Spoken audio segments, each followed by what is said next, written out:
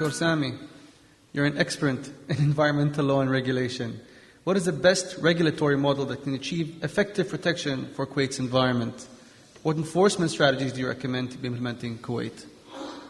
Thank you.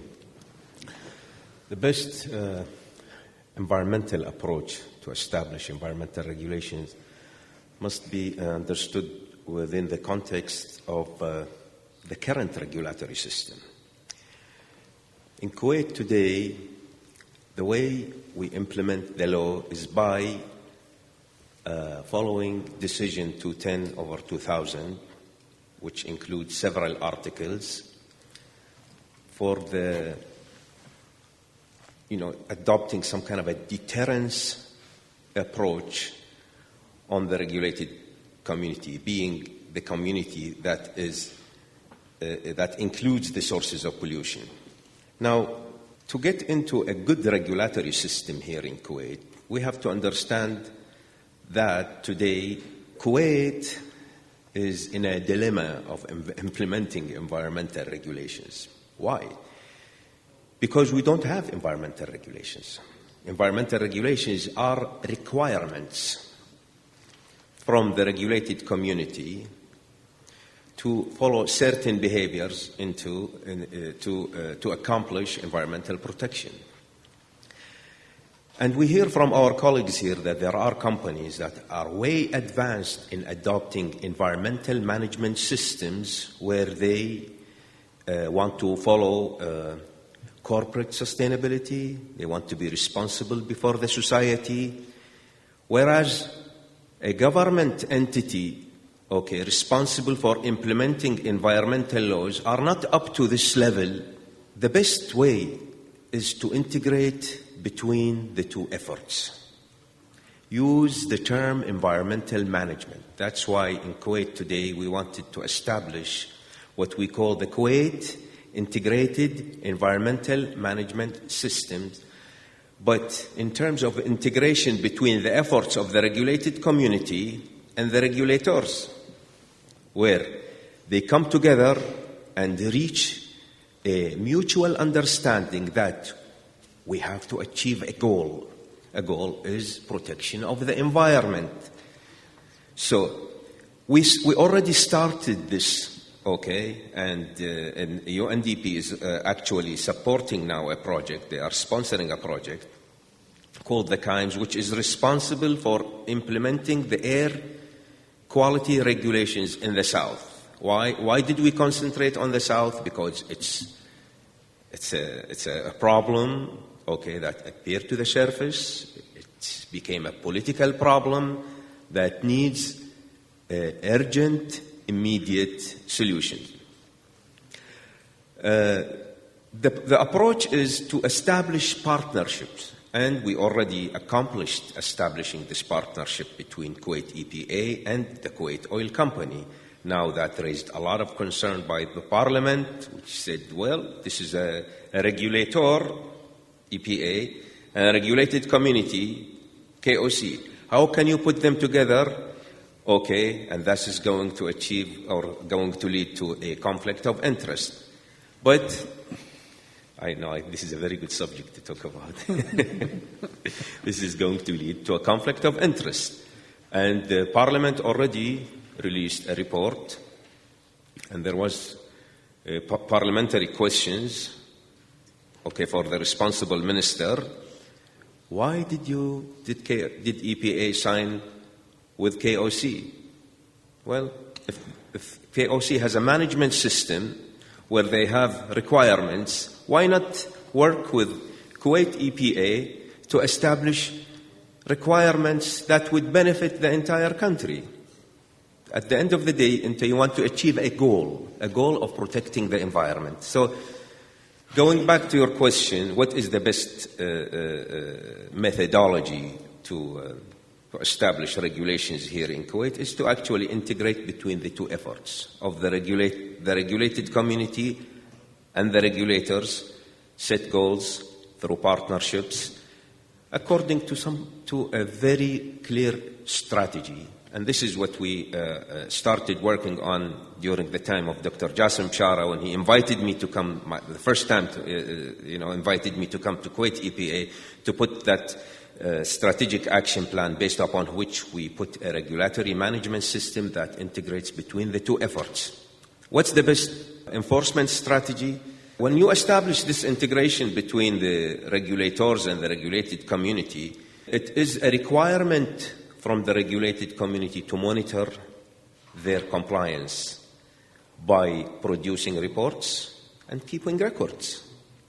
The second strategy is actually for the regulator, being Kuwait Environment Public Authority, to have the authority and the right, بالعربي الصلاحية والحق, to enter into the premises of the regulated community to perform compliance monitoring and compliance inspections, and to check records that are kept for review. The third strategy can be taking legal action against violators. Now, the whole thing has to be set within a management system. This is a language that private companies understand, cyclic approach into plan, and that ISO 14000. This is the same thing that we want to establish for Kuwait, but within an enforcement context. But during the evaluation, we would like to see what is the response of the regulated community in terms of behavior. It always starts with awareness of the society that change needs to happen. And the way we should be evaluated against achieving these goals is to actually come to us in 5 years and say, did we achieve protection of human health in al-Himan? Thank you. Thank you, Dr. Osami. I'd like to ask Captain Ali to, respond to some of the things that Dr. Osami said. One of them being, can you explain to us, again in your own words, what Decision 2010 is, and what were the guidelines and regulatory system for this bylaw? Thank you very much. But before answering your question, I'd like to just go back to Mr. Najib's statement. When he was talking about the state of environment in the Arab region and how to measure that by capita. There was a report came out from UNEP 3-4 years ago, GEO4. Kuwait was stated as the 4th worst country in the world, environmentally. The worst polluted country, 4th worst polluted country in the world. Can you imagine that? That means that you cannot walk away, or you cannot go outside of your room without a mask. How that done? Because they measure it per capita, which I don't think is right. To measure pollutants, you have to have a kind of study that shows you a baseline, and then you account either up or low in different years. Let's say when you start, your baseline is the year 2000. Now we are in 2011. What is the state of the environment? Either it's worse or it's better. When you say worse, that means you don't have regulations, you don't have standards, you don't have procedures, you don't have laws. You cannot enforce these things to protect your environment. Accordingly, you'll have a clean environment. If it's good, it's better. That means you are according to the things where you put yourself in advanced countries in protected, in which they are protecting their environment. 210 for the year 2001 is a kind of a starting step done by EPA to have a kind of regulations, laws, standards. Myself, I was a part of that. We know that we are not doing the 100% right thing, but at least it was a start, which we thought that time it was a very good start. If you just look around you in the region here, they don't have these type of regulations. We have the regulations. Now, most of the sectors in Kuwait here, they take these regulations and standards in consideration. EIA studies. Before 2001, there was nothing called EIA studies. Now we have it. When you say emissions, what are you talking about? What is emissions? What are the maximum emissions you can just emit in the ambient air? There was nothing before 2001. But now, when we say, yes, we've been doing that, we have partially wrong standards, maybe more restricted, or maybe it's not that supposed to be. Okay, never mind. We can review it, we can do it better, we can put more regulations. Now Dr. Sami is talking about the new project we are involved in that will take us to a better position, which will take us to a better plan and strategy. I'm sure that within no time, maybe 2 years, 3 years from now, you'll find a difference. In regards of climate change and how Kuwait is doing in climate change, when we thought that to the reduction of emissions from the oil sector is a must now, at least, yes, we are not an Annex 1 party. We are doing it in a voluntary base. You know, the wrong we are doing now, honestly, let me say it honestly, since people here are listening to us, our mistake is not to giving the right numbers to the right people. And the bad media, I don't want to say it bad media because the media are here, I don't want to upset these guys. But a lot of people are talking something in subjects they don't know what they are talking about. People from the parliament, unfortunately, they talk about reporting and they don't know what is the report saying.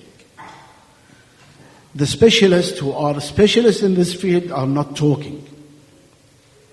Oil sector, they don't have the proper media to reflect the efforts they are doing in reduction of emissions, in reductions of flaring, in rehabilitation of the sector as a whole. You know, I'll give you one figure.